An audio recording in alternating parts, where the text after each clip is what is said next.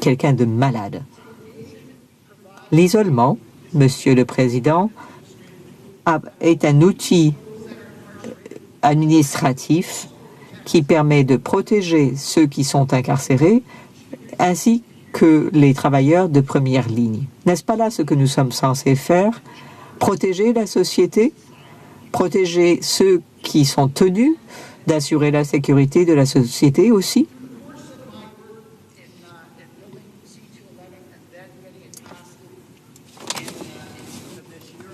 En travaillant à C211 et en le faisant adopter en juin de cette année, j'ai eu l'occasion de travailler en étroite collaboration avec les agents correctionnels.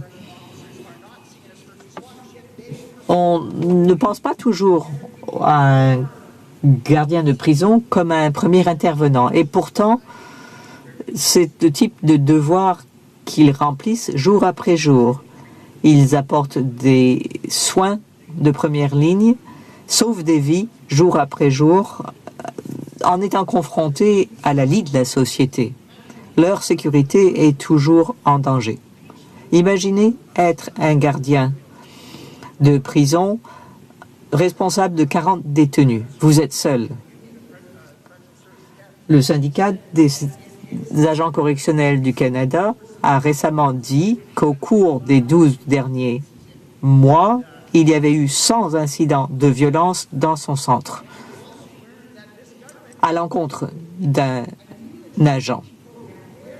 Et le gouvernement approuve un programme d'échange de seringues contraignant les gardiens à distribuer aux détenus des seringues et des cuillères qu'ils peuvent ramener dans leurs cellules.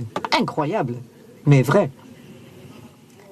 Et quand les détenus participent à une audience de libération conditionnelle, ils ne sont pas tenus de révéler qu'ils utilisent des drogues. Mais oui, nous devrions avoir des scanners corporels, non seulement pour les outils, non seulement pour les armes, mais pour les drogues. C'est difficile à croire. Mais j'ai de la peine à croire qu'on donne des seringues et des cuillères aux prisonniers. Pas des cuillères pour faire la cuisine, des cuillères pour chauffer la drogue.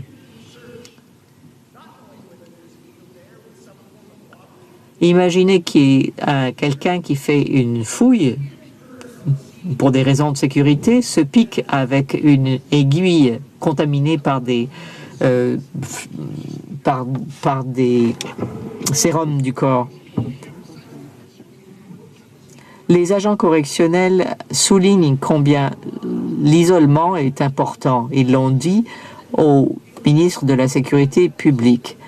Ils ont souligné que le programme d'échange de seringues était problématique et qu'il aurait mieux valu se concentrer sur des programmes permettant de lutter contre la dépendance. Mais le ministre les a remerciés de leurs remarques et a fait la sourde oreille à ce qu'ils avaient dit.